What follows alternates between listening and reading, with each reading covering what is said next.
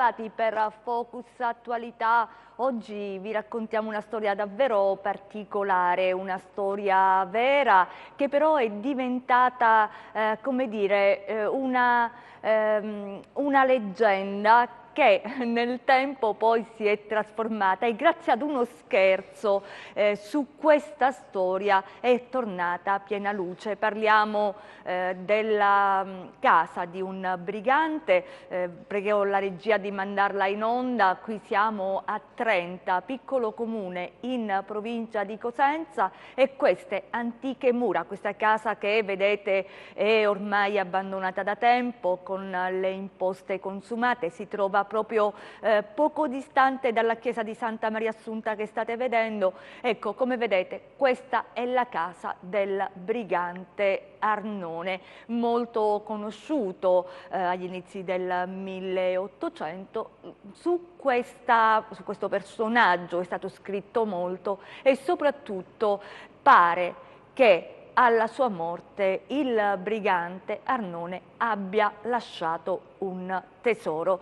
Era i giorni di Carnevale, quindi erano i giorni di Carnevale. Qualche settimana fa Romualdo De Stefano su una pagina Facebook, Trenta su Facebook, in uno scherzo probabilmente ha scritto che era stato ritrovato il tesoro del brigante Arnone.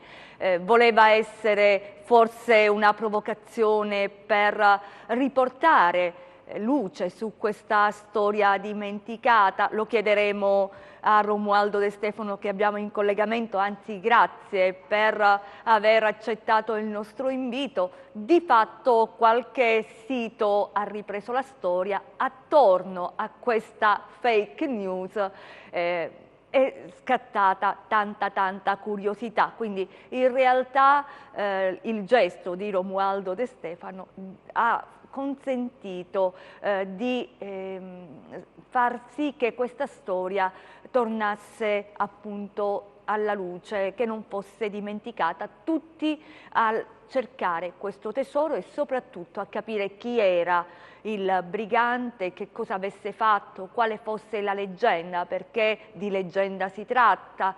A Trenta del tesoro, così come nel circondario di Casali del Manco tutti sanno di questo tesoro, una leggenda che si tramanda oralmente, perché queste sono storie che hanno trovato davvero poco di scrittura. C'è uno studioso che vi vado a presentare, che è Francesco Caravetta. Grazie per aver accettato il nostro invito. Lui è un ricercatore, tra l'altro ha scritto del brigante Arnone, quindi con lui faremo in modo di capire meglio, di conoscere meglio questo personaggio che è stato insomma un temibile brigante molto noto ai suoi tempi, e cercheremo di capire anche se il tesoro di cui tanto si parla è davvero solo una leggenda, se è esistito, se c'è qualcuno che lo cerca, se c'è qualcuno che lo ha trovato. Ma andiamo per ordine. Romualdo, parto con te. Allora, com'è nata questa idea? Perché hai scritto a un certo punto trovato il tesoro del brigante Arnone? Erano i giorni di Carnevale, quindi voleva essere uno scherzo per alleggerire questo pesante clima della pandemia? Sì, giustamente come hai detto tu, Rosalba, era solo uno scherzo. L'idea come mi è venuta? Per l'idea, diciamo, sono stato ispirato dal famoso mito del tesoro di Alarico di Cosenza. Ho pensato, perché non facciamo parlare di un tesoro anche finto di Trenta a Trenta? Ho pensato, noi che cosa abbiamo? Noi abbiamo avuto i briganti, e in particolare il brigante Arnone. E ho pensato in particolare di fare un post sul gruppo 30 su Facebook, di taglio giornalistico come fosse una notizia, e dire che dopo 170 anni è venuto alla luce durante il lavoro di ristrutturazione in una vecchia casa un favoloso tesoro, il tesoro del brigante Arnone, frutto delle sue scorrerie per tutta la Calabria. Diciamo, come hai detto tu, era semplicemente uno scherzo proprio pubblicato il giorno di Carnevale. Tutto qui. Poi Però poi a in tanti 30. ti hanno contattato perché che cosa è successo? Ripetiamo, Sì, su mi Facebook hanno. qualcuno ha pensato si trattasse di una verità, qualcuno forse è anche arrivato a 30 cercando di capire dove fosse la casa del brigante Arnone, cercando questo tesoro. So che è scattata una vera e propria indagine tra i conoscenti, no? Tutti a chiamarsi, a capire, anche perché su Facebook questo post è rimbalzato proprio di profilo in profilo, quindi è diventato, come si dice, virale. Sì, proprio così. Ho fatto questo post, diciamo, pensando, siccome è pubblicato su 30 su Facebook, che è un gruppo di cui sono anche amministratore a livello locale, diciamo. Invece il post mi è esploso, diciamo, sotto le mani, veniva condiviso in continuazione, addirittura che era stato ripreso da alcune testate online. Alcune di queste testate mi hanno addirittura contattato, telefonato, eh, ma io ho detto subito, perché mi sono accorto che stava esplodendo troppo la situazione, ho detto subito che si trattava di uno scherzo, che era uno scherzo di carnevale, Assolutamente, è uno però, scherzo di carnevale, però hai però, potuto però verificare l'interesse che c'era su questa sì, storia, no? quello che Perché voglio non dire. sono passate inosservate le tue parole. Sì, quello che voglio dire è che queste, diciamo, testate, giornalisti, persone comuni, ho avuto tantissime telefonate, tantissimi messaggi, ma proprio un sacco. Però quando gli dicevo che era uno scherzo, mi facevano rimanere male a me, perché loro ci rimanevano male, delusi, erano come che questa notizia non fosse vera, mi faceva rimanere molto delusi, forse perché pensavano che forse abbiamo fatto uno scoop, e non lo so. No, penso Ho che notato la sarebbe stato loro molto delusione. interessante, no? Non solo dal punto di vista giornalistico, perché tante persone comuni hanno chiesto dove si trovasse questa casa, se il tesoro fosse una leggenda o in realtà c'era davvero, era esistito veramente. Quindi ha suscitato, diciamo, una curiosità e soprattutto la voglia di conoscere meglio il proprio territorio, la propria storia. Casali del Manco ha avuto ha avuto una storia del brigantaggio importante, nel senso che in tantissimi, io ricordo ad esempio anche Cicilla, ma ne parleremo più avanti, quindi ecco, è una storia che ancora qualcuno ricorda e si tramanda appunto di generazione in generazione. Franco Caravetta, tu invece non queste cose le hai studiate, del brigante Arnone conosci la storia. Allora te chiedo, anche perché in Antichi Delitti, in altri tuoi scritti, ritorna questo personaggio, a favore del nostro pubblico, ci spieghi chi era? Buonasera intanto e grazie per l'invito. Raffaele Arnone è un personaggio mitico come quasi tutti i briganti, ma non dobbiamo dimenticare che si tratta essenzialmente di criminali che rubavano, stupravano, uccidevano senza alcuna pietà.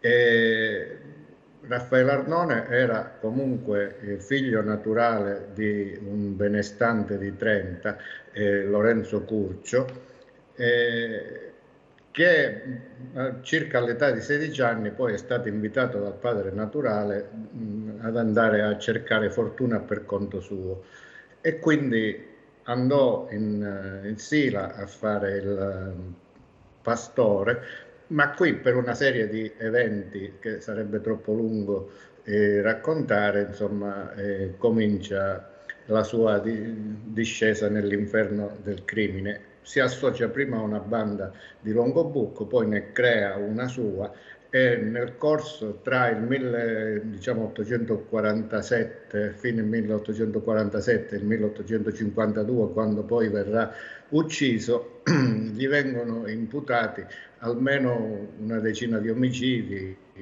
una quindicina di stupri. I furti è impossibile calcolarli con esattezza. Fino a che, insomma, in questa notte del 24 luglio 1852 lui è a Trenta, tranquillo nel suo paese, sorprende due guardie che avevano finito il proprio turno di pattuglia, insomma, ha con loro una discussione e cerca di indurre una di queste due guardie a bussare alla porta di un altro benestante per farsi aprire e probabilmente derubarlo. Da qui, insomma, per una serie di equivoci ne nasce una colluttazione, ci sono delle coltellate, delle fucilate, Arnone rimane ferito, il suo più fedele compagno, Pietro Maria Rogato, interviene, uccide questa guardia, ma si accorge che Raffaele è gravemente ferito, cerca di soccorrerlo, ma Raffaele muore, e come si usava fare tra briganti, per evitare che la testa del brigante fosse tagliata dalle guardie ed esposta al pubblico come monito, taglia la testa al suo amico. Dopodiché lascia sul posto la sua bisaccia dove c'è scritto nome e cognome. Pietro Maria Rogato decide di costituirsi per avere la pena di morte commutata in ergastolo, e della testa di Arnone non se ne sa più niente, fino a che circa la metà degli anni 50 del Novecento, ristrutturando un'antica abitazione, esce fuori da una nicchia un teschio umano, e da qui si pensa che questa possa essere la testa di Raffaele Arnone nascosta per non farla trovare alle guardie. E probabilmente dal fatto di aver ritrovato questo teschio negli anni 50 che a Romualdo è anche venuta l'idea di sfruttarla per fare questo scherzo. E allora, dobbiamo dire che insomma è una storia avvincente, anche se forte rispetto al clima di quegli anni. Ti chiedo, il tesoro è solo una leggenda o storicamente tu hai trovato nei documenti tracce? No, io credo che sia soltanto una leggenda, perché l'uso dei briganti era quello di rubare per sopravvivere. Non dimentichiamo che questi erano latitanti, cioè gente che si è data alla macchia per sfuggire alla legge e quindi in qualche modo dovevano sopravvivere. Le notizie che si ritrovano nei processi sono quelle di richieste di capi di abbigliamento, qualche scatolo di sigari, qualche cosa da mangiare, e per queste piccole cose poi si uccideva.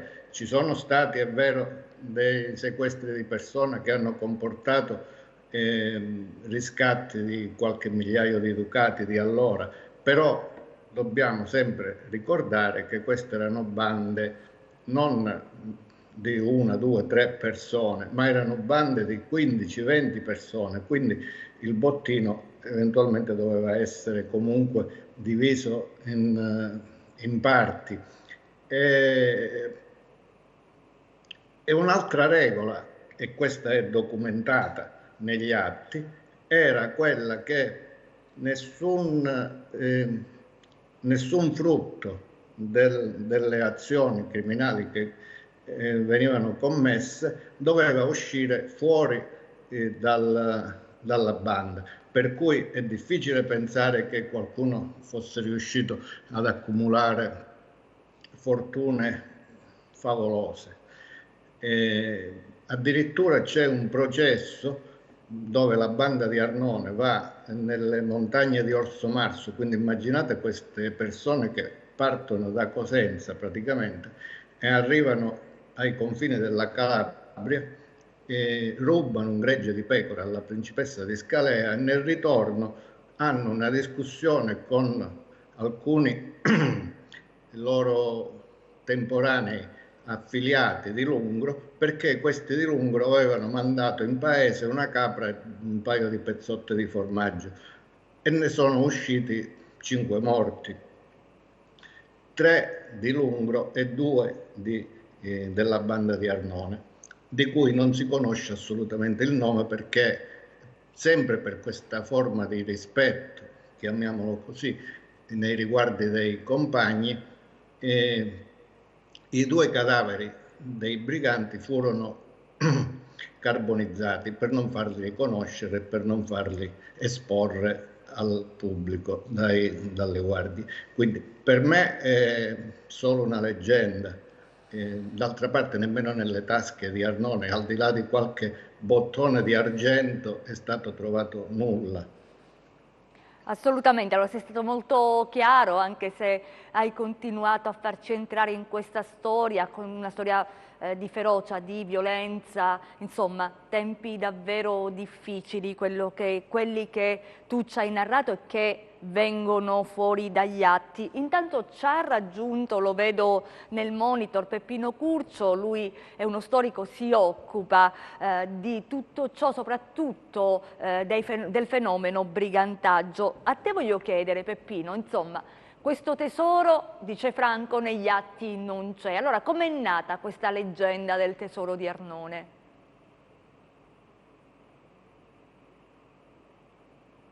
Allora, non ti sentiamo, non so se abbiamo qualche problema noi in regia, cerchiamo di risolvere questo problema, riproviamo. Allora, com'è nata questa leggenda? Non riusciamo a sentirti, vediamo se Luca Chito ci aiuta in questo. Però ribalto la domanda, Romualdo, tu di questa leggenda come hai saputo? Allora, bisogna dire che questa leggenda del brigante Annone alleggiava a Trenta da sempre, in pratica della sua morte. Io da bambino, i nonni non mi raccontavano altro dei briganti, delle loro scorrerie, che ogni casa a Trento era dotata di piccole aperture dove in modo da potersi difendersi sparando, delle teste dei briganti che venivano appese sul sagrato della chiesa e addirittura che venivano rotolate per il paese, diciamo come ha detto Franco, per monito, per avere un monito. E in particolare mi parlavano del brigante Annone, il brigante Annone è il principale, mi parlavano delle sue malefatte, diciamo così. E niente, io come tutti i bambini a 30 eravamo, come dire, affascinati da questi racconti, eravamo presi e giocavamo ai briganti e tutti quanti volevano essere il brigante Annone. Cioè questa leggenda del brigante Annone a Trento è molto famosa, questa sua storia, anche se era una leggenda perché non sapevamo i fatti nei particolari. Poi di questo dobbiamo ringraziare a Franco Caravetta che ha portato tutta questa storia l'ha portata nell'ambito storico, grazie alle sue grandi ricerche. Tutto qua, tutto qua. Questa leggenda a Trento tutti i trentesi la sanno.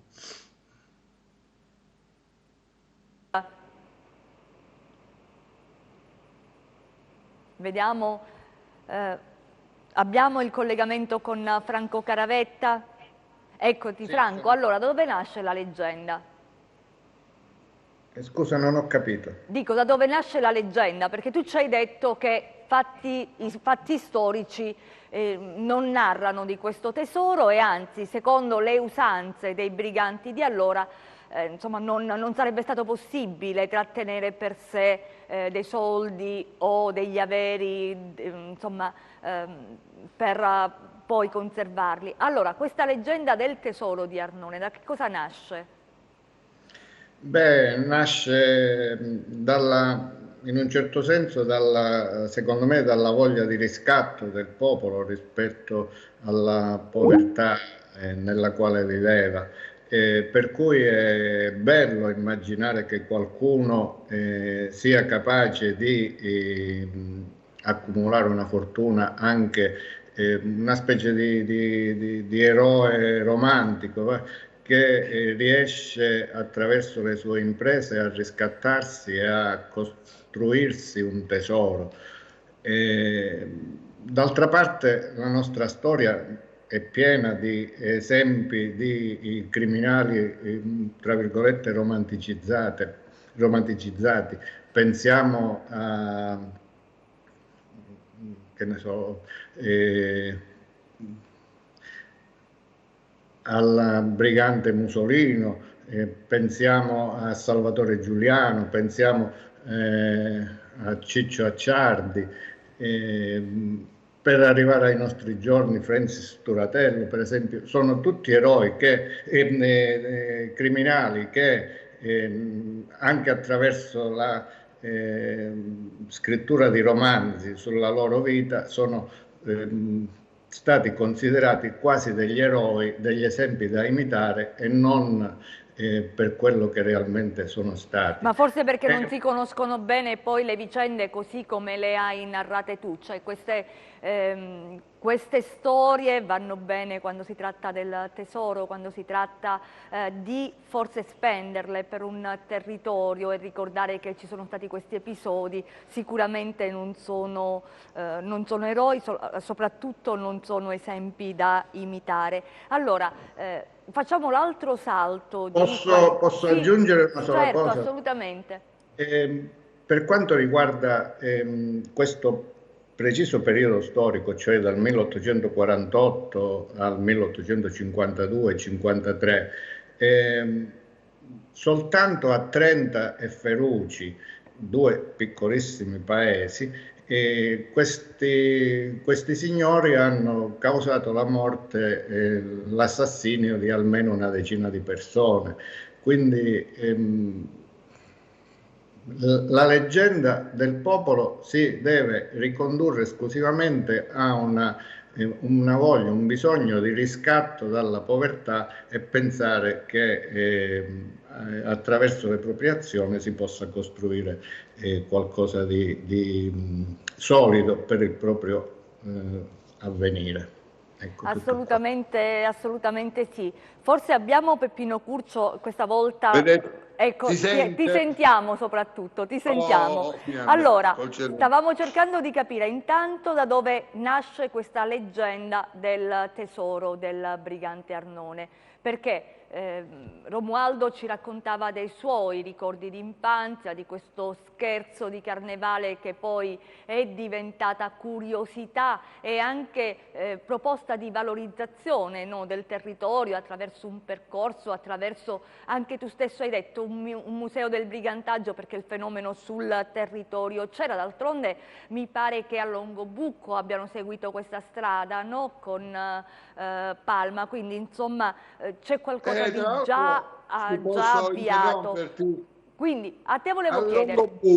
A Longobucco, e lo dico perché possono confermarlo anche la persona che ha curato il Museo del Brigantaggio, sono stato io a suggerire dove era il posto dove era stato ucciso il brigante Palma, e ho suggerito proprio la creazione di questo museo e l'hanno preso per buono. Peppino, ti devo fermare un attimo perché c'è la pubblicità, però ti anticipo la domanda, perché la domanda è: la leggenda del tesoro del brigante Arnone, da dove è nata? Perché Franco Caravetta ci spiegava che negli atti non esiste questa cosa, né nei comportamenti delle bande di allora.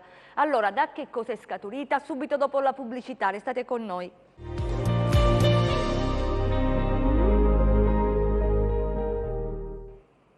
Seconda parte di Focus Attualità, beh, vi stiamo parlando, ci stiamo occupando di una storia che ha attratto la nostra curiosità, il tesoro del brigante, nato da uno scherzo di carnevale che però ha attratto tanta curiosità in un piccolo paese della provincia di Cosenza, Trenta, dove abitava questo brigante Arnone, morto nel 1852, e da allora si cerca questo tesoro. Nel corso della nostra trasmissione abbiamo sentito l'autore del post che è diventato virale, abbiamo sentito gli atti che ci hanno raccontato in realtà chi fosse Arnone. Ora, con lo storico Peppino Curcio cerchiamo di capire questa leggenda del tesoro, da che cosa è nata. Peppino, allora, da che cosa è nata la leggenda del tesoro?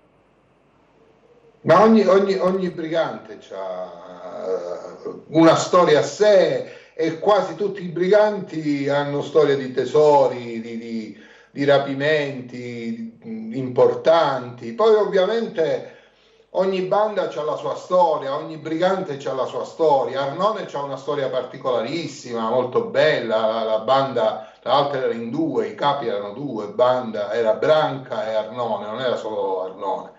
Così come in altre bande i capi erano due, non erano tipo, che ne so, Sinardi De Luca, oppure gli ultimi che ho ritrovato, un certo D'Ambrosio, Michele, Francesco, il padre, e così per ogni brigante. E la cosa bella dei casali è che ogni casale ha sempre un numero enorme di briganti per ogni anno diverso, durante i secoli praticamente. Arnone era a Feruci, ma a Torzano, per esempio, che è oggi l'attuale Borgo Partenope, c'erano due, c'era Bonofiglio e c'era Carravetta Palumbo, a Pedace c'era Nicava, a Serrapedage c'era Rende, quello stesso periodo c'era Rende. Quindi un fenomeno abbastanza diffuso per quel periodo, è quello che stai dicendo. Ecco perché tu hai proposto l'istituzione di un museo. E dobbiamo aspettarcelo che possa essere ritrovato un tesoro. Non è una cosa così campata in aria, può essere, non è assolutamente...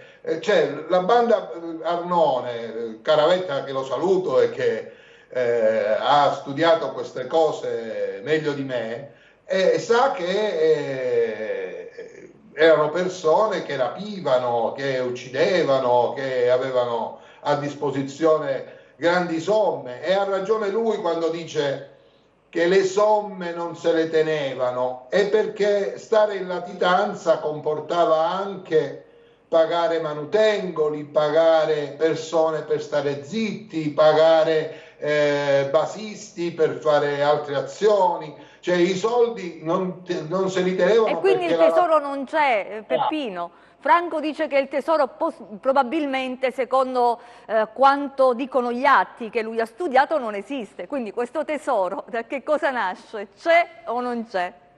E nasce dalla curiosità delle persone che ovviamente le hanno letto pure Paperino e Paperon de Paperoni, il tesoro è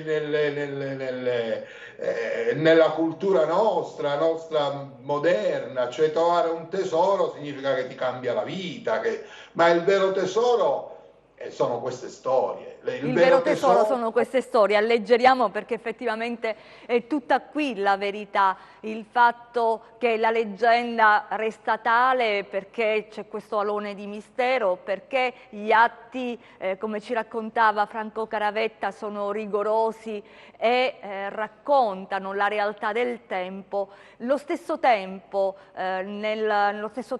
invece costruisce una memoria diversa, no? In chi la racconta, nei ricordi, e nascono appunto le leggende come quella del tesoro di Arnone. Tra l'altro su quel territorio voglio ricordare che non c'è solo Arnone, c'è anche un'altra figura che la memoria orale non ha dimenticato, che è quella di una brigantessa tra l'altro conosciuta a livello nazionale, che è Cicilla. Allora, volevo partire, anche perché a Cicilla sono stati dedicati libri, sono stati dedicati dei film, anzi dovremmo avere proprio un trailer di trailer di un film a lei dedicato, che abbiamo trovato proprio sul canale YouTube di Prometeo 88 e che ringraziamo per proprio conservare questi filmati che sono disponibili per tutti e che raccontano microstorie che la grande storia dimentica. Allora, parto da Franco Caravetta perché lui con appunto lo studio, gli atti, le carte ci racconta chi era Cicilla. Cicilla, in realtà la persona più indicata per raccontare Cicilla sarebbe Peppino Curcio. Ma adesso gliela facciamo raccontare, però tu nei tuoi atti che cosa dici? Perché lui ha fatto un libro, lo so, cioè un libro che ha raccolto tutti i documenti, per cui ci arriviamo a Peppino, però volevo sapere da te, nelle tue ricerche invece, che cosa è emerso di questa brigantessa? Ma Cicilla, diciamo che è il prototipo di brigantessa, cioè è la donna che per gelosia massacra sua sorella e ritorna dal suo uomo e per questo diventa brigantessa. E da qui poi tutta una serie di vicende tragiche con morti, sangue, rapimenti. Però per me Cicilla è, come dire, il prototipo della donna che in un certo senso regola i suoi conti per conto suo, senza rivolgersi alla legge, una specie di riscatto della condizione femminile dell'epoca, anche se riscatto ottenuto con metodi sbagliati. Ecco, questo è quello che ho ricavato io da Cicilla, ma Cicilla è il punto di arrivo, diciamo, ma in passato ce n'erano state già tante altre. Ricordo per esempio nel periodo del brigantaggio francese, ai primi dell'Ottocento, ce n'erano moltissime brigantesse. Una di queste, sempre dei Casali di Cosenza, Antonia Vitelli, per esempio, di Scalzati. E la cosa particolare però rispetto a tutto il brigantaggio dell'Ottocento è che nel periodo di Arnone, cioè tra il 1848 e il 1852, che è il periodo più politico, più politicizzato del brigantaggio, paradossalmente rispetto a quello dell'Unità d'Italia, le donne in queste bande non sono assolutamente presenti.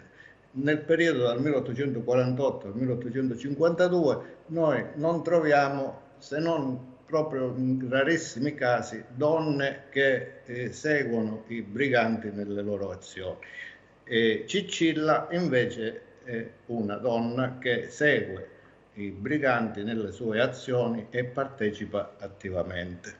Assolutamente, poi Cicilla diventerà anche capo della banda alla morte di Pietro Monaco, questa cosa la diciamo. Peppino Curcio, allora, tu che invece Cicilla la conosci benissimo, no? Perché lo abbiamo detto, ne hai largamente scritto. Noi tra l'altro di Cicilla abbiamo anche una foto, una sola foto che insomma diventa abbastanza famosa. Allora, qual è anche qui, perché Cicilla è un'altra di quelle storie, un po' come Arnone, che non muore, la gente non la dimentica. Ripeto, molti la cercano, su di lei sono stati scritti dei romanzi, sono state girate delle pellicole, si continua a ricercare. È una figura che insomma non riesce a sparire dalla memoria popolare. Perché secondo te? Ma per fortuna non riesce a sparire, perché era quasi sparita. È stato un po' merito di mio zio col suo primo libro, che è riuscito a ritrovare il processo, è riuscito a scoprire di questa banda e di questa brigantessa. Prima ne parlò non solo tutta l'Italia, e vennero pubblicati moltissimi articoli su tanti giornali del tempo, ma addirittura anche sul Manchester Post, e scrive un articolo su il Corriere Illustrato, le Journaux Illustrés, si chiama così, a Parigi, che vendeva a Parigi 200.000 copie.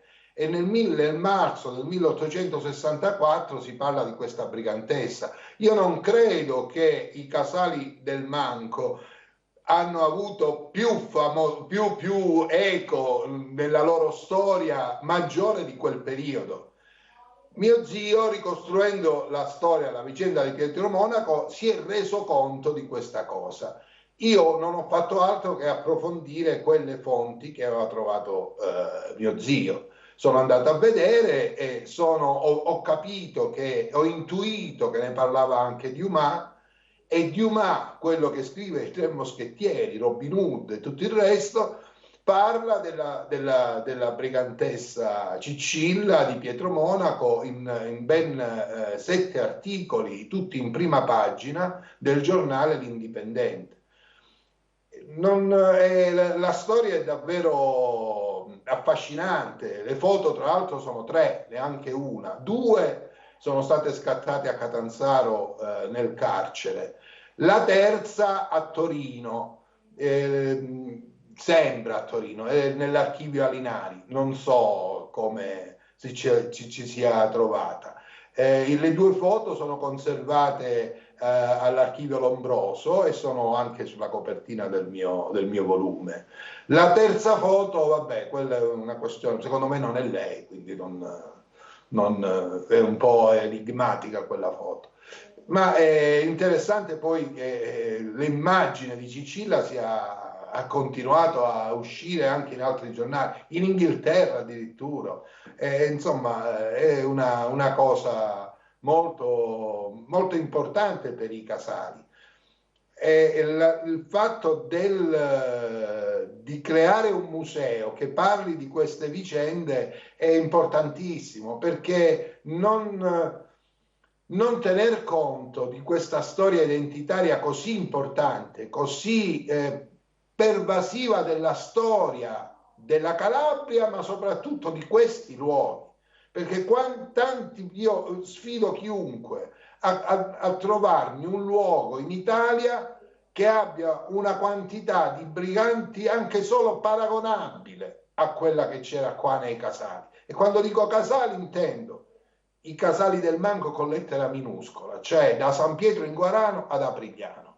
Questi che saranno 20.000, 30.000 abitanti, non di più. In questo contesto la quantità di briganti è veramente, non credo abbia, io sfido qualsiasi storico a trovarmi un altro luogo d'Italia con una tale quantità di briganti che incidono sulla storia in ogni evento, cioè sulla Carboneria, sull'Unità d'Italia, tutto quello nel 48, quando ci fu la rivolta del 48, i briganti sono assoluti protagonisti. Assolutamente. Allora, volevo però arrivare anche ad oggi, perché abbiamo visto lo scherzo, la leggenda, la storia, quindi la veridicità dei personaggi, un periodo storico difficilissimo, la crudeltà di alcune gesta e poi però la memoria che non muore. Come valorizzare? Perché adesso il tema è un altro, è quello cioè di riuscire a attraverso queste leggende a valorizzare quei luoghi che sono luoghi davvero quasi fantasma, no? Perché l'abbiamo vista la casa di Arnone, anzi prego Luca di rimandarla in onda, si trova in un centro storico bellissimo ma in cui sono rimaste davvero poche persone. Allora riuscire a far rivivere alcune leggende che, come diceva Franco Caravetta, sono il vero tesoro di questi luoghi, potrebbe innescare un circuito virtuoso, cioè di turisti alla scoperta di storie, alla scoperta di studiosi che cercano di capire questa storia così importante come Peppino Curcio ci ha fatto intendere, un fenomeno, quello del brigantaggio diffusissimo in questi paesi uno vicino all'altro, quindi legati, in cui tutti si conoscono, un po' come accade ancora oggi, ma ripeto, oggi questi luoghi sono rimasti dei luoghi in cui vivono poche persone, in cui non ci sono punti di ritrovo, insomma, ecco, potrebbe essere questa leggenda, queste leggende, questi personaggi, l'opportunità del rilancio. Romualdo, ricomincio da te. È anche questo il senso della tua provocazione? Certamente, certamente. Basta, io mi ricordo quando ero bambino, 30 era pieno di vita, ogni rione, ogni vicinanza, come si diceva, c'erano le gente che cucinavano, le signore che cucinavano addirittura fuori, era pieno di vita. Adesso il paese, mi dispiace dirlo, ma è rovina, proprio è rovina. Forse ci abitano non più 7-8 famiglie. E questo, come ha detto anche Peppino Curcio e Franco Caravetta, sarebbe questa storia dei briganti che sono vissuti nel nostro territorio, sarebbe il vero tesoro da sfruttarlo, diciamo, culturalmente, a fini turistici, per rivalutare i nostri centri storici, perché abbiamo un patrimonio bellissimo. Non so, bisogna agire a sfruttare questa situazione, quello che ha provocato, diciamo, questo post che ha fatto conoscere questa situazione in tutta la Calabria, di sfruttarli in modo che si rivalutano i nostri centri storici. E speriamo insomma che questo sia l'inizio, no? Perché intanto se ne parla e tu hai avuto il merito di far tornare al centro del dibattito questa storia ed è insomma un merito tutto tuo, no? Franco Caravetta, ti chiedo, rispetto agli atti, questa proposta, ci sarebbero, no? Anche i documenti attestanti le figure dei briganti, quindi con foto, storie, per un possibile itinerario, così come l'aveva pensato Peppino Curcio, per un museo, così come l'aveva pensato Romualdo. Cioè, è davvero un'idea fattibile oppure no? Ma riguardo ai documenti io sono un po' scettico, perché i documenti sono conservati presso l'Archivio di Stato di Cosenza, per esempio, o l'Archivio di Stato di Catanzaro, e sono di proprietà dello Stato, quindi è molto difficile immaginare che lo Stato rinunci a questi documenti per darli a noi intesi come comunità, e creare un museo. Piuttosto io, per sfruttare il territorio dal punto di vista turistico, ho un'altra idea, cioè è quella di creare, per esempio d'estate, delle rappresentazioni teatrali nei luoghi in cui sono avvenuti degli episodi anche criminali. E questa è un'esperienza che abbiamo già fatto in passato, in piccolo, è vero, però da quell'esperienza potrebbe nascere veramente qualcosa che richiami un bel po' di gente a visitare questi centri storici ormai abbandonati. Qualche anno fa, per esempio, a Magli e poi a Cribari abbiamo raccontato delle storie abbinandoli a piatti della nostra tradizione e il riscontro è stato ottimo. Poi non è andata più avanti, però si potrebbe lavorare su questo, cioè valorizzare i centri storici, farli visitare a gente che non li conosce attraverso percorsi narrati, non un luogo statico dove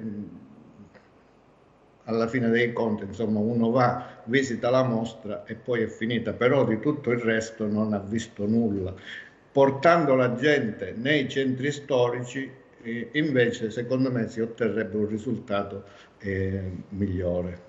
Sì, anche perché poi le storie vanno raccontate anche ai residenti, no? Perché molti non conoscono e non conosciamo, molte storie non le conosciamo, no? Perché, ripeto, poi la storia ufficiale si studia a scuola, le piccole storie, che poi sono grandi storie, che è il patrimonio che ci appartiene, insomma, è solo si tramanda di padre in figlio e molte di queste storie che non sono scritte purtroppo si perdono nel tempo e negli anni. Peppino Curcio, insomma, Franco Caravetta non è molto d'accordo con l'idea del museo del brigantaggio. Invece secondo me è d'accordissimo, perché l'idea del museo non è assolutamente quella di fare un luogo chiuso dove si completa la cosa, è esattamente l'opposto. L'idea è quella di avere un luogo dove si fanno vedere. A proposito, io posso anche dire che c'è, perché l'ho chiesto, c'è un progetto di museo a Casali del Manco da fare come luogo fisico a Serrapedace, in un'ex proprietà del comune, e l'idea è proprio questa, di esporre i documenti, ovviamente non gli originali, e di far vedere la quantità, di far capire qual era il fenomeno e rimandare sempre, per esempio, alla casa di Arnone, far vedere i documenti di Arnone dove c'è il luogo dove si possono esporre e rimandare immediatamente sul luogo dove sono successi i fatti.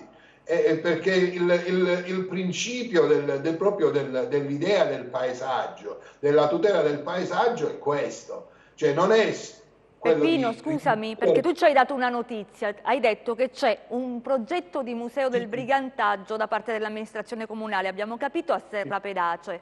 Quindi la fattibilità di questo progetto, nel senso che ci sono già i tempi entro quanto potrà essere realizzato?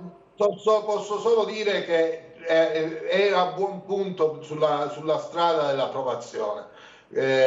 Non posso dire nient'altro, perché sono stato coinvolto sia nell'idea, e l'idea è questa, di fare un luogo sicuramente fisico dove con tutti gli artifici della tecnica moderna, del 3D, di queste cose si possa vedere e incuriosire in questo fenomeno, però rimandare sempre ai luoghi dove sono successi i fatti. E poi ci sono, a proposito di oggetti e di cose da mostrare, per esempio con Francesco Caravetta abbiamo raccontato dentro il centro storico di Magli la storia di un brigante, del brigante Ferro. Ebbene, nella storia del brigante Ferro è chiara una di quelle cose che io ho riscontrato in tutta la storia di tutti i briganti. I briganti hanno una divisa. Prima di commettere l'omicidio, il brigante Ferro si veste da brigante e poi si dà alla macchia. Stiamo parlando di una tenuta che è uguale negli anni, è una tenuta completamente nera, dove il coltello faceva parte di questo vestito, che era messo in un certo modo nel pantalone, abbiamo trovato i coltelli dei briganti, abbiamo trovato il coltello del brigante Napoleone, abbiamo trovato il coltello del brigante Palumbo, abbiamo trovato il coltello del brigante Acri di Celico. Cioè abbiamo una quantità di cose. Un'altra cosa importante, è esposto al MUCRI di Roma, il Museo Criminologico, si può anche andare a vedere. Lo chiamano Seminardi, ma non è possibile perché ho ricostruito per bene la storia occulta. Ci hai dato questa bella notizia e dobbiamo purtroppo, Peppino, il nostro tempo a disposizione si chiude qui, quindi insomma la prossima volta, appena sarà possibile visitare il Museo dei Briganti, magari facciamo un salto insieme e visiteremo questa storia dimenticata che è il fenomeno del brigantaggio in provincia di Cosenza. Grazie per essere stati con noi, per averci raccontato la leggenda, la storia, i documenti, per averci fatto entrare, averci fatto fare questo salto indietro nella storia. Noi vi salutiamo, grazie a Romualdo De Stefano, a Francesco Caravetta che è un ricercatore, grazie a Peppino Curcio che insomma con le sue ricerche storiche tanta memoria recupera del territorio. Ci fermiamo, c'è la pubblicità, subito dopo parleremo di un'esperienza molto particolare che è il Salone Autori di Calabria e ne parleremo con chi l'ha ideato, Antonio Chieffallo. Restate con noi.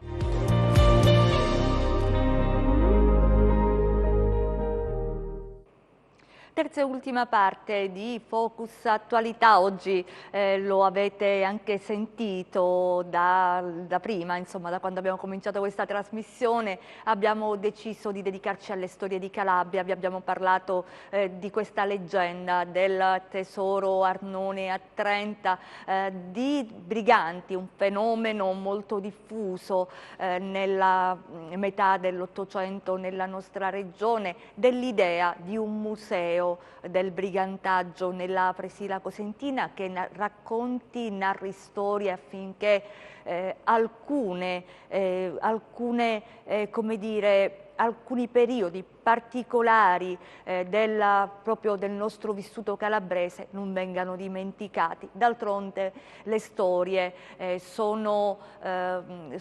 continuano ad essere raccontate come se sfuggissero, no? E trovassero il modo per riemergere nonostante il trascorrere del tempo. Lo fanno bene gli scrittori e gli scrittori calabresi, ce ne sono tanti che dedicano il loro tempo, la loro scrittura, le loro ricerche al territorio perché probabilmente questa terra possa rinascere attraverso la penna. Poco è stata raccontata la Calabria e oggi c'è un risveglio in questo. C'è con noi e lo saluto un collega giornalista, Antonio Chieffallo. Grazie per aver accettato il nostro invito. Lui ha avuto un'idea molto particolare e molto bella, è quella cioè di aver realizzato pensato e voluto il Salone Autori di Calabria, cioè ha pensato bene, un po' come fa il Salone in Grande di Torino, di dare spazio, di far conoscere gli autori tra loro, di mettere in rete anche le opere, i libri, no? Perché spesso chi scrive in Calabria non ha la possibilità di grandissime case editrici, quindi molto spesso la produzione resta in circuiti limitati. Allora il merito di Antonio Chieffallo è quello di aver costituito la rete che permette l'interscambio dei contatti, che permette l'interscambio degli scritti, che permette il confronto, che fa crescere. Antonio, intanto partiamo da questa esperienza che ormai è diventata grande. Voi oggi avete un profilo Facebook a cui insomma tantissimi scrivono, una rete che mi pare raccolga più di 200 voci, no? Tra gli autori. Allora, ripercorriamo insomma con te questa idea che era nata per far incontrare le persone in un luogo fisico, prima che la pandemia sconvolgesse la nostra quotidianità e che poi ha dovuto adattarsi. Intanto buongiorno Rosalba, grazie per l'invito e buongiorno ai nostri telespettatori. Sì, noi siamo partiti con un'edizione pilota nel 2018 che si è tenuta a San Mango d'Aquino. 80 scrittori calabresi che sono arrivati in questo comune, un salone aperto per 3 giorni. È stata una splendida esperienza dal punto di vista dell'arricchimento personale, perché ci è stata data la possibilità, e ho avuto la possibilità insieme ai 2 amici che mi hanno dato una mano d'aiuto e che ancora oggi collaborano nelle attività che stiamo facendo, la possibilità di conoscere tantissime personalità di grandissimo spessore culturale e letterario calabresi. E quella edizione pilota, che avrebbe dovuto essere il punto di partenza poi per realizzare e continuare proprio sulla scia della realizzazione di nuovi saloni inclusivi, più ampi rispetto a quelli che sono stati realizzati in questi anni in Calabria, perché qualche tentativo c'è stato di dare spazio agli scrittori, anche se non solo calabresi. Noi invece abbiamo voluto concentrarci prevalentemente sugli autori, anzi esclusivamente sugli autori calabresi. E il Covid, la pandemia, ha fermato la nostra attività, ci siamo ingegnati e siamo sbarcati su Facebook con un profilo che sta avendo un grande successo. Tu dicevi prima, tentiamo di costruire una rete di contatti che spazia da promotori culturali, da giornalisti televisivi, speaker radiofonici, amministratori. Cerchiamo cioè di mettere insieme un sistema che possa favorire la promozione della cultura e degli scrittori calabresi, anche perché, torno a ripetere Rosalba, noi veramente in Calabria abbiamo delle eccellenze straordinarie che magari sono conosciute e anche bene nei loro territori di riferimento, ma che faticano ad uscire da questi spazi che sono, non voglio dire limitati, ma comunque ristretti rispetto alla grande, valenza culturale che i nostri autori hanno. Ci stiamo provando, per adesso abbiamo avuto un riscontro molto positivo, 230 scrittori ci hanno mandato i loro autori, abbiamo un database di 330 autori calabresi, e giorno dopo giorno arrivano sempre crescono ulteriori contatti. Siamo, secondo me, ancora a metà strada rispetto a quello che abbiamo intenzione di fare intanto nel mettere insieme questa rete, e poi bisognerà lavorarci continuativamente. Assolutamente sì, concordo con te. Tra l'altro alle tue spalle vediamo una libreria abbastanza nutrita, no? Quindi significa che la lettura per te ha un valore importante, che alla lettura dedichi molto tempo. Allora, Perdonami, posso aggiungere una cosa, perché tu hai aperto un tema secondo me fondamentale. La lettura e la cultura più in generale sono dei grandi veicoli di civiltà. Ne approfitto per dirlo, perché noi non dobbiamo nasconderci dietro dei falsi, dei miti. In Calabria noi abbiamo ancora sacchi di civiltà molto forti, molto presenti, che si esplicitano quotidianamente in tantissime forme.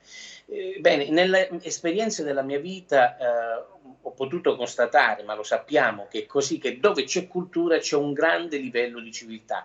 Noi avremo bisogno di una rivoluzione culturale permanente in questa regione. Ecco perché ogni volta che nasce uno scrittore, che qualcuno si mette a lavorare, promuove eventi culturali, promuove la bellezza che non sta chiusa poi nei recinti dei libri o della cultura, ma che spazia poi veramente e ha riflessi sulla società per intero. Perdonami, ci tenevo a dire queste cose prendendo spunto da quello che hai detto sul discorso dei libri che ho alle mie spalle, che mi hanno consentito negli anni veramente di avere mi hanno aperto dei mondi straordinari ed è questo il principale veicolo di sviluppo civile. Assolutamente. Antonio, ti chiedo questo, tu hai la possibilità, no, di leggere tanti libri, tanti autori calabresi, trovi in questi autori la qualità che è richiesta? Perché ho notato che voi i libri, insomma, li leggete, cercate di capire chi è l'autore, recensite, insomma non è proprio un percorso velocissimo, perché per la lettura ci vuole del tempo dedicato, no? Per capire bene il testo, per valutarlo, per promuoverlo, perché io penso che anche in questo lavoro che voi fate gratuitamente, mi pare di capire, no? Proprio il supporto della crescita della nostra regione e dando, ripeto, una mano agli autori calabresi che insieme possono, ci auguriamo, fare quel salto di qualità che meritano. Allora, la valutazione, quanto tempo porta via? E poi è importante valutare, perché voi decidete chi pubblicare sul vostro sito e chi no, cioè fate anche in qualche modo una selezione. Allora, noi cerchiamo una valutazione è necessaria farla. Diciamo che nelle prime fasi del Salone noi grossi problemi non ne abbiamo, perché ci sono autori che conosciamo direttamente, che abbiamo letto, che abbiamo avuto la possibilità di vedere, alcuni che hanno un passato alle spalle di grande produzione culturale, per cui sono una sorta di garanzia. Ovviamente questo è un problema, nel senso che personalmente ho il rammarico di non riuscire a leggere tutte le opere che ho davanti, perché noi riceviamo quotidianamente una grande quantità, ma mi rendo conto e ci rendiamo conto anche dalle attività che svolgono sul territorio, da come si pongono, dagli argomenti che trattano, che sono veramente noi abbiamo davvero un fermento culturale straordinario ed è un peccato mortale non promuoverlo rispetto al valore che esso ha. Cioè, stiamo cercando di organizzarci nel miglior modo possibile, stiamo trovando e promuovendo collaborazioni con associazioni culturali territoriali che ci possono dare suggerimenti, che hanno vasta esperienza in questo settore, che quindi conoscono molto bene il mondo della cultura, o parte del mondo della cultura calabrese, perché poi la bellezza di questo profilo, di quello che noi abbiamo costruito, è proprio, come dicevi prima, la rete, e quindi la possibilità anche ad associazioni, di dare la possibilità anche ad associazioni, uomini promotori culturali, uomini esponenti della televisione, della carta stampata, che sono appassionati di cultura, la possibilità di incontrare, di fare nuovi incontri. Ovviamente noi siamo in una fase organizzativa, abbiamo necessità di espandere il lavoro che stiamo facendo, stiamo riuscendo a creare quei contatti che ci devono garantire anche la qualità dei lavori che noi pubblichiamo. Finora devo dire che ci siamo incanalati su una strada che ha prodotto grandi risultati. Ovviamente è una rete, un mondo di contatti che deve crescere e che stiamo aumentando giorno dopo giorno. Allora, sicuramente lo hai anticipato, poi come tutti ci auguriamo, superata la pandemia, diventerà un luogo fisico questo Salone Autori di Calabria.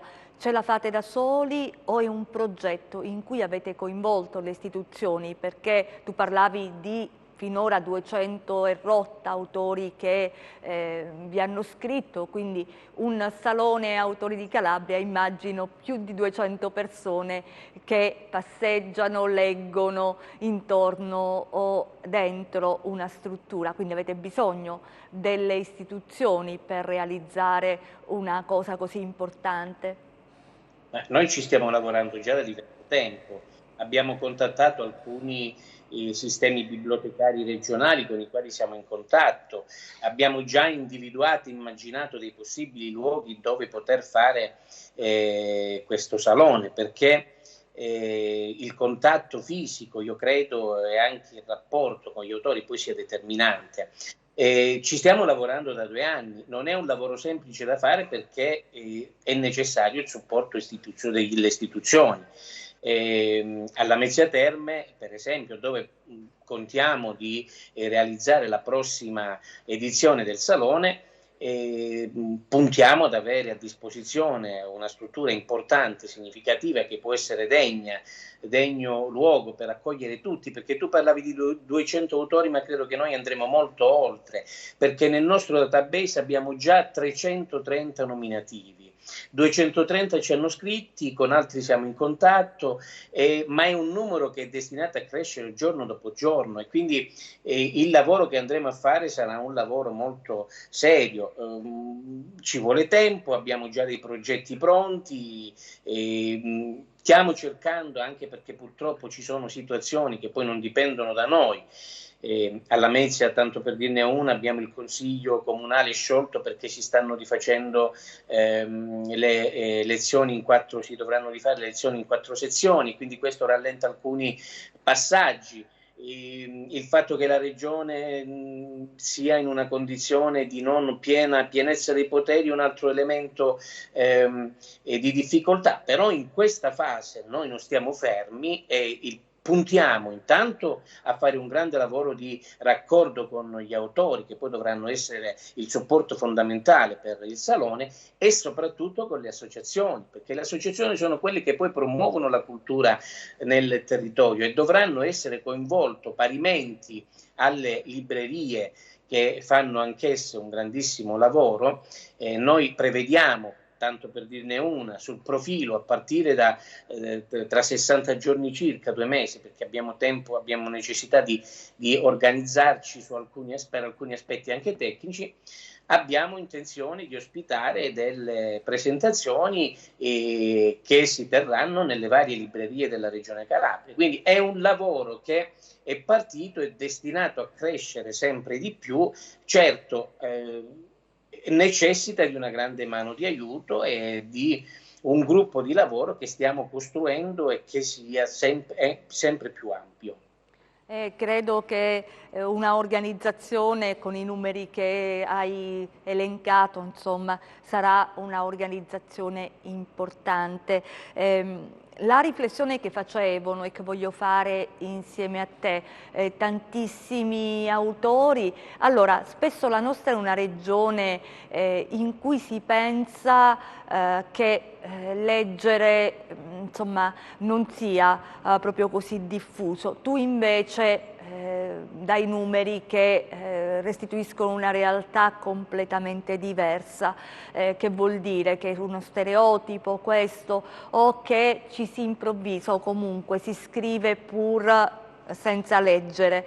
Io questa cosa non la credo, perché chi scrive è difficile che non legga. E poi ti chiedo anche altro: la pandemia in questo momento ha duramente colpito il settore dello spettacolo, il settore della cultura, tutti quei settori in cui il contatto con il pubblico era vitale, perché insomma anche per quanto riguarda la produzione libraria, per quanto riguarda la lettura, gli incontri con gli autori, la promozione dei libri era un momento fondamentale per comprendere, per far nascere anche il dibattito attorno al pensiero, e tra l'altro era una scoperta quasi per la nostra regione, perché in piccoli e grandi paesi questa cosa stava avvenendo, c'era un rifiorire proprio di incontri e di attenzione attorno ai libri e, ripeto, di autori che comunque si sono cimentati con storie, con il romanzo, con la ricerca, con quella sana passione che è la scrittura. Io voglio essere onesto su questo aspetto, Rosalba. Noi dobbiamo valutare la situazione culturale della nostra regione su 2 piani. Noi abbiamo un piano legato alla presenza di molti scrittori che è in questo periodo di straordinaria importanza. importanza. Noi abbiamo intanto una serie di autori calabresi che ormai hanno conquistato la ribalta nazionale e non accadeva da molto tempo. Penso a Mimmo Gangemi, che peraltro ha avuto tra i finalisti del premio Strega, penso ad Olimpio Talarico, che è stato finalista lo scorso anno, penso a Gioacchino Criaco, i cui film sono, i cui libri sono sempre un successo editoriale nazionale, penso a Domenico Dare, ma ce ne sono veramente tanti altri. Per cui questo è un momento in cui gli scrittori calabresi si stanno facendo conoscere sul territorio nazionale. E questo fermento parimenti è diffuso anche nella nostra regione, perché abbiamo veramente tanti autori che si cimentano. E io poi vorrei dire una cosa, è vero che un po' poi è il mercato e anche il mondo culturale che fa la selezione, però tutto sommato io credo che chi si cimenta anche a volte diciamo con non grande successo dal punto di vista dei contenuti, fa comunque un buon servizio a se stesso e alla voglia di crescere. Poi chiaramente noi sappiamo che ci sono delle opere, degli scrittori, degli autori che hanno una consistenza e un valore diverso rispetto a tanti altri, però il fermento è un dato di fatto, con opere originalissime che noi stiamo vedendo e valutando man mano che ci arrivano i lavori, che purtroppo anche chi come me mastica cultura da molto tempo, proprio per le ragioni che ti dicevo, fa fatica a conoscere. Poi c'è un altro piano però, che è quello del, tra virgolette, chiamiamolo così, del consumatore, di chi i libri deve acquistarli e leggerli. Noi ancora da questo punto di vista dobbiamo fare molto lavoro. Continua ad essere la lettura anche in Calabria un settore di nicchia, e però non ci si può nascondere sul fatto che sta crescendo moltissimo, perché come cresce la presenza e gli autori che investono il loro tempo e spesso lo fanno con grande valore nella realizzazione dei libri, sta crescendo anche chi si avvicina alla lettura. C'è, ripeto, ancora molto da fare, però devo dire che sono ottimista. Ovviamente la pandemia ha fermato il lavoro di promozione, perché poi io sono altrettanto convinto, ed hai perfettamente ragione tu, che il valore della testimonianza visiva, del contatto diretto con chi presenta i libri è un elemento in più per avvicinare le persone alla lettura, e io ho avuto modo di constatarlo moltissimo in diverse occasioni nella mia esperienza di organizzatore di eventi a più livelli. Soprattutto con i ragazzi, con i giovani. Io mi sono trovato spesso con dei ragazzi che non avevano mai letto un libro e che poi in alcuni momenti e avendo assistito ad alcune presentazioni hanno iniziato un percorso di lettura molto assiduo, e sono stati diversi casi, perché poi quando ci si rapporta direttamente con l'autore le cose si percepiscono anche in maniera molto più forte e viva. Ecco perché mi auguro prima possibile di riuscire a tornare alla normalità del contatto diretto. Assolutamente sì, e poi ti devo chiedere anche altro, cioè io ho notato che ci sono giovanissimi che si avvicinano alla scrittura, questa è una cosa molto bella, particolare, perché hanno coraggio di riversare molto spesso le loro emozioni, le loro storie, no? In quelli che sono diari di vita vissuta. E poi c'è anche un altro, come dire, un'altra evoluzione. Loro spesso fanno sì che siano i lettori sulle piattaforme a scegliere i contenuti e gli stessi lettori sulle piattaforme poi a decretare la nascita del libro. Fanno un po' un percorso al contrario. Voglio dire, oggi noi facciamo i conti anche con modalità diverse di pubblicazione. Anche voi le avete valutate? Ma ovviamente le nuove tecniche di comunicazione mettono in circolo dei sistemi nuovi di approcciarsi anche alla scrittura, alla realizzazione dei libri. Quindi insomma è normale, dobbiamo fare i conti anche con queste nuove realtà che in alcuni momenti possono essere anche proficue sotto il profilo come dire, dell'avvicinamento alla cultura, alla scrittura e ai libri. Coinvolgere è uno strumento in più, e io so che ci sono stati degli esperimenti che hanno avuto degli ottimi risultati, quindi chiaramente con il mondo in divenire e con gli strumenti i nuovi strumenti del progresso comunicativo, ovviamente queste nuove frontiere si aprono. Ma credo che anche questo sia un fatto positivo, così come sottolineo quello che hai appena detto, e cioè che molti giovani si avvicinano alla scrittura. Sì, è vero, sono giovani di talento. Sono giovani di talento che magari... Noi su questo, Antonio, ci dobbiamo fermare. Io resterei ore a parlare perché è una passione comune e ti faccio i complimenti per questa bella iniziativa. Speriamo di vederla presto realizzata, diciamo, non solo online ma anche fisicamente. Grazie per essere stato con noi e grazie a voi per averci seguito. A Luca Chiti in regia vi auguriamo un buon proseguimento.